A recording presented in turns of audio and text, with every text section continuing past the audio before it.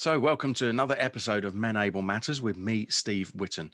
As always, I'm bringing you an inspirational guest joining me for a bit of a chat about the Menable movement. And this particular gent joined us in the late summer of 2020, just as we launched Menable. And he very kindly came forward and said he was inspired by what we were doing and put his hand up to say he would like to be an ambassador. So, it's a bit of an ambassador showcase today. And I'm delighted to be joined by Andy McMorine. Andy, how are you, Morning, sir? Steve. I'm very well indeed, thanks. How are you? Yeah, I'm not too bad at all.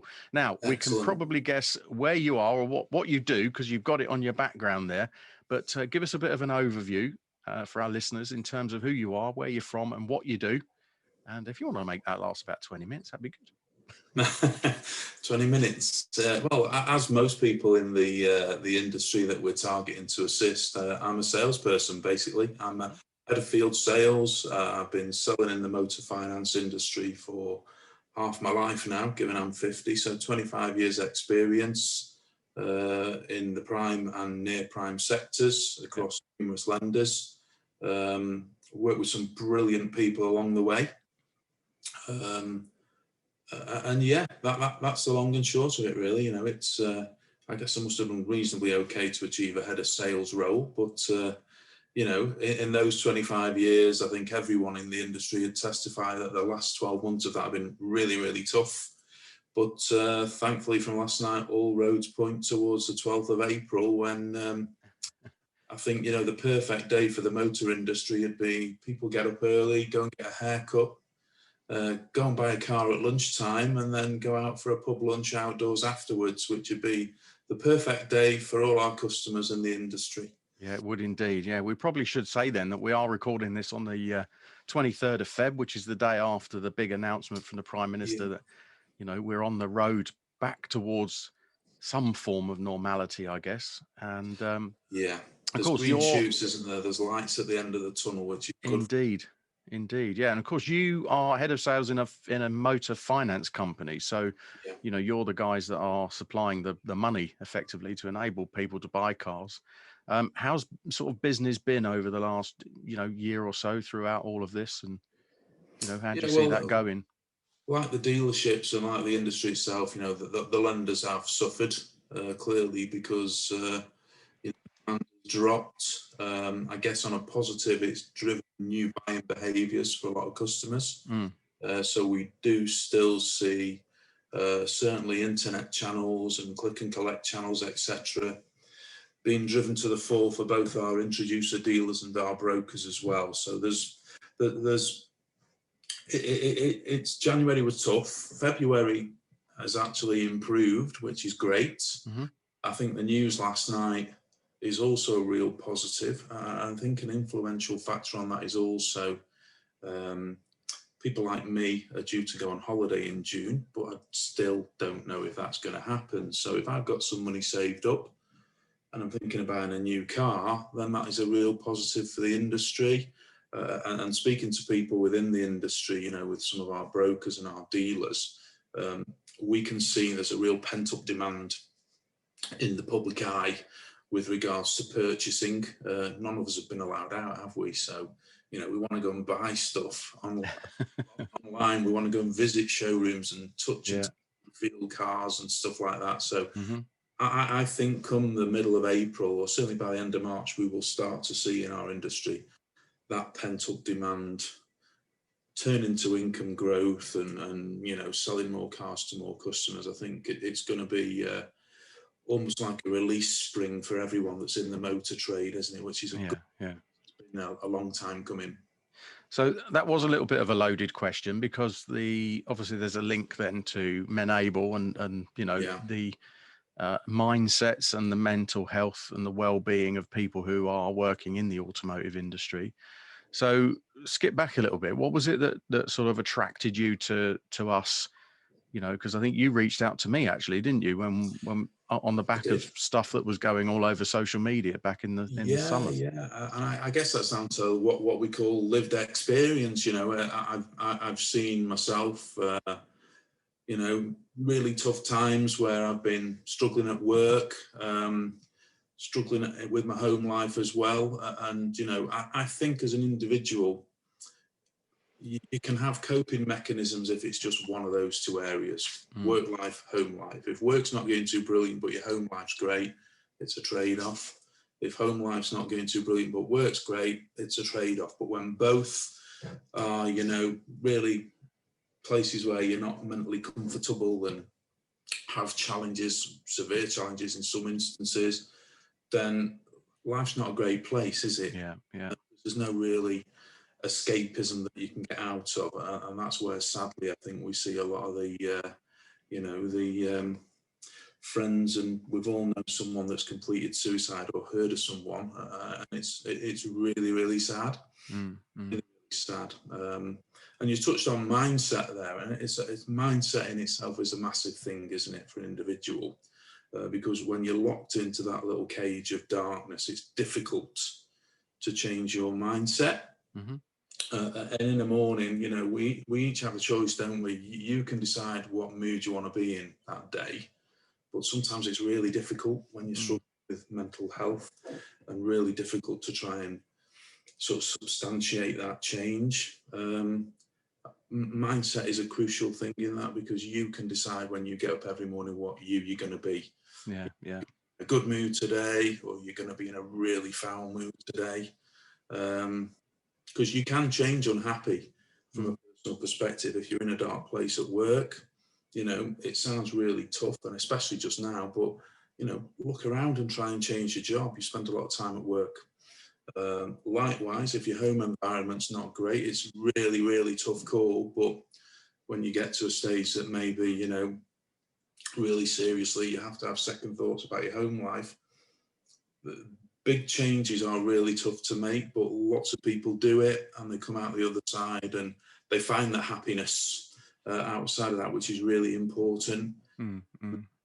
And you can put yourself in a great place. In the doldrums, it seems really tough to do that, doesn't it? There's no, but you know what? With a little bit of change in mindset, speaking to people, you can make these changes and come out the other side rather than stay in a dark place.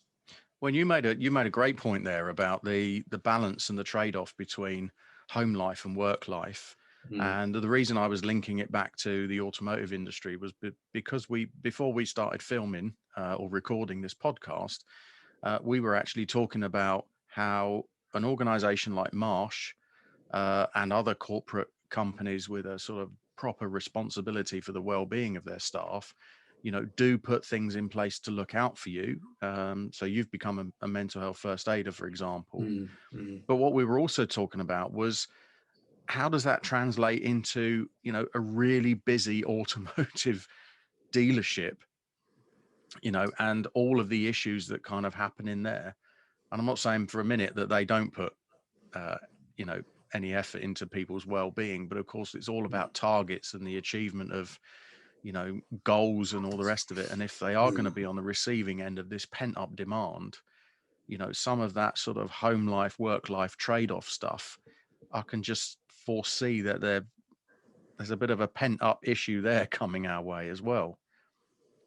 Yeah, I agree with that. I mean, it's really tough for people working in any sales environment at the minute, but particularly motor dealers, where a lot of people have been furloughed. So, minimum income, no interaction at all with people, because sales thrive on interaction with people. Yeah, we do. That's why you're in the role. You want to interact with people. So, it's been really tough times. I think mental health support, or mental health first aid in particular, for any sort of business, but particularly in the motor trade, it does need to be more embraced. We know that, which is why Menable has been launched. You've spoken before on podcasts about, the motor industry is still a male-dominated environment, albeit thankfully there is a balance coming through with the 30% club, for instance, really pushing, to promote females within our industry, because let's be honest, they're fantastic salespeople. Oh yeah, the best quite often. Yeah, absolutely. Yeah, you can't beat that. A competent salesperson, especially when they're female. Yeah, I agree, especially in a male-dominated environment. But I'm not being sexist at all by referring to that. I think it is the truth. There's some excellent salespeople out there, and it's great to see senior positions now within a lot of the motor industry, and the manufacturers are held by women, which is brilliant, absolutely brilliant. But I think it's one of those things.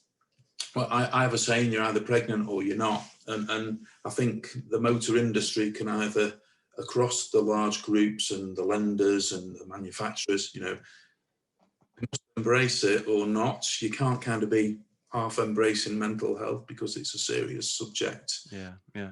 Need serious attention, and I think a lot of the big corporates that we see in the groups, that they do discuss well-being of staff, which is absolutely crucial.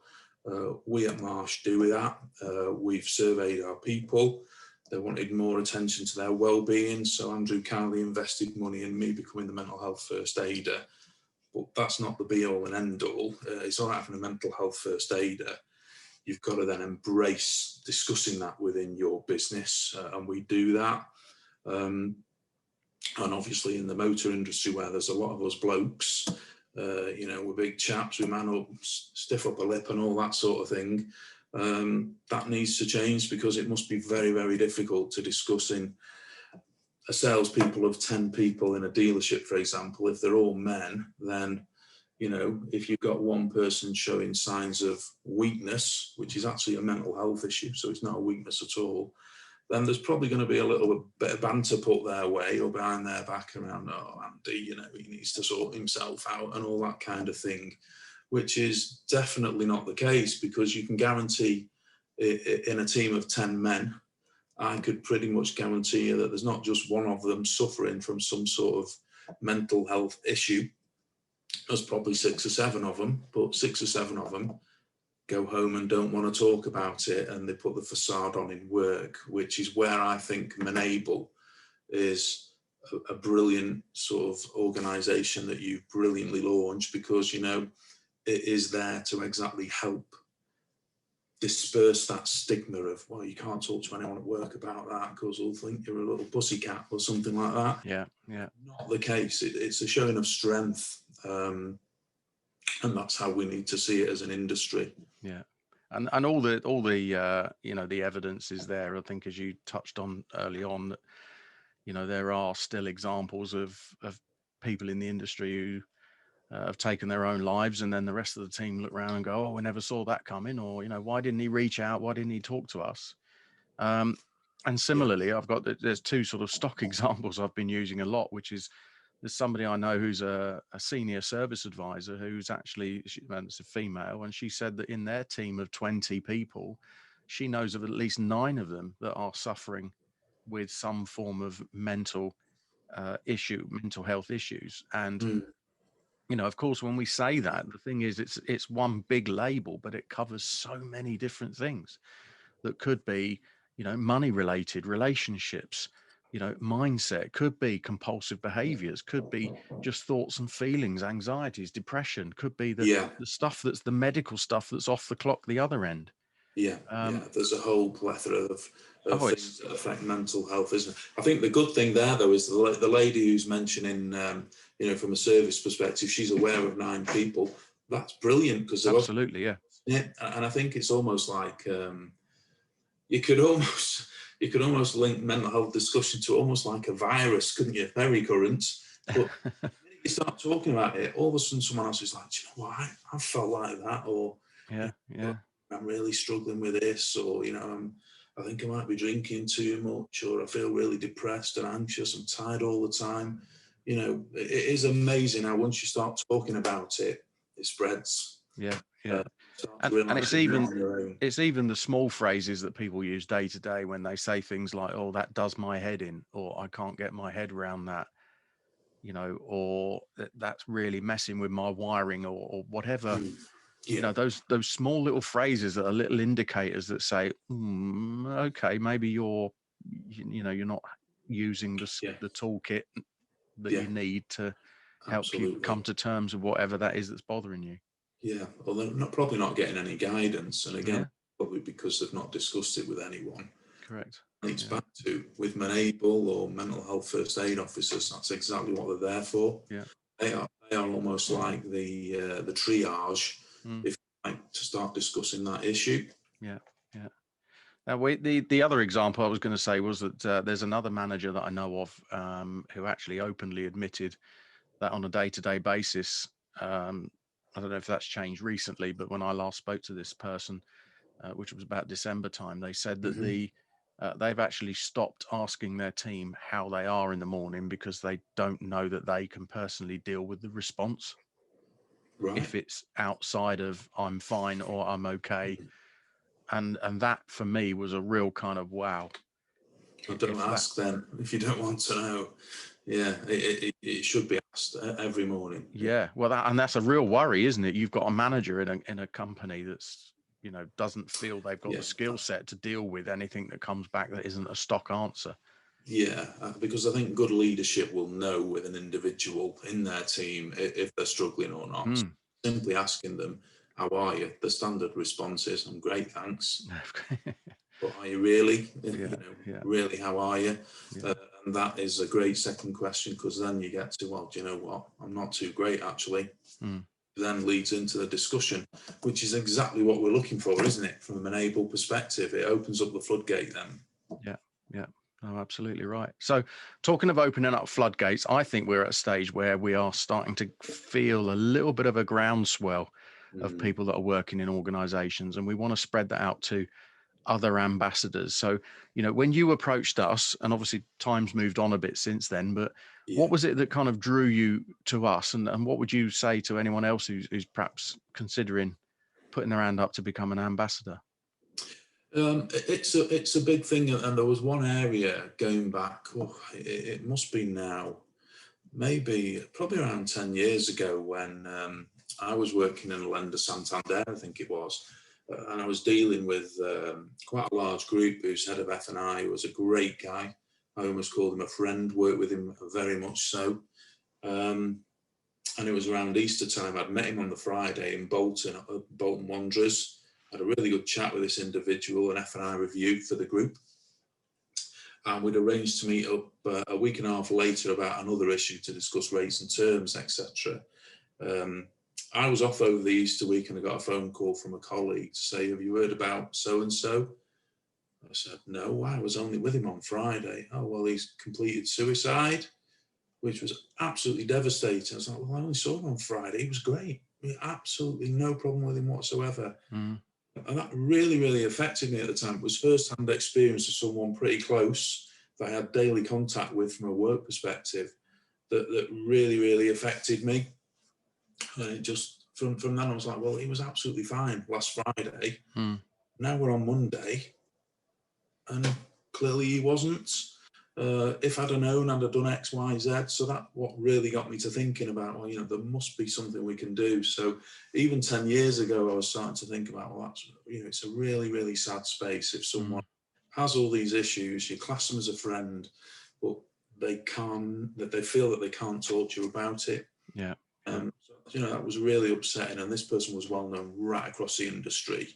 His funeral was almost a who's who of who is who in the motor industry. So you can see from that the respect for this individual was massive. Had he known that on the Monday beforehand, would he have thought slightly different? I've got all these people there that I could turn to, respect me. And that was just a really sad thing that had a real knock-on effect with me. So ever since then, things related to mental health problems, or if people are feeling suicidal, it is something that ignites a bit of a flame in me, because I've been through it myself since then, but not to that extent, might I add. And it's just something that, well, if I can just help one person, which sounds really cheesy, but it's absolutely true. If Menable can just help one person to ease them away from that really dark place, then we've done a job, haven't we? So that's why I'd encourage anyone to put up the hand, help as much as you can, or as little as you can. Just promote it within our industry, because it's a brilliant industry. We've got brilliant people. We are resilient people, and we've shown that in the motor industry across the last 12, 15 months. And we're coming out of that now. So, probably now more so than ever, we've got 48 days before hopefully motor dealers' doors open and we're all back. Not that you're counting. Everything's great again. I counted it this morning. It's 48 days So the light is there at the end of the 48-day tunnel. Oh, wow, that's great. Yeah.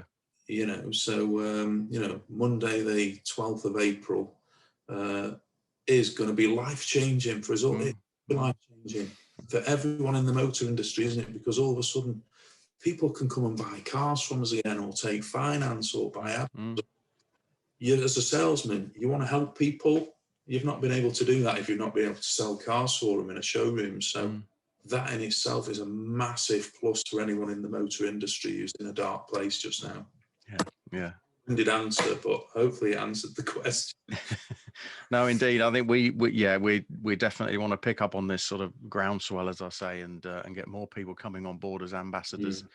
And they don't really have to do much, really, do they? They just, put their name to the name and say, I'm part of the movement. And absolutely, it's important to me, and that's pretty much it. So yeah, absolutely, it is. But just in doing that, you can probably help someone. Yeah, nice one. Well, we're absolutely delighted that you're on board with us, Andy, and we will, keep talking and keep spreading the word. And keep talking. Absolutely, that's what it's all about. Yeah, 100%. So thank you for joining us. Great to join you, Steve. It's been great to speak to you again, and long may it continue. Yeah, cheers. Thanks ever so much. Take care. Thank See you you soon. Cheers. Bye.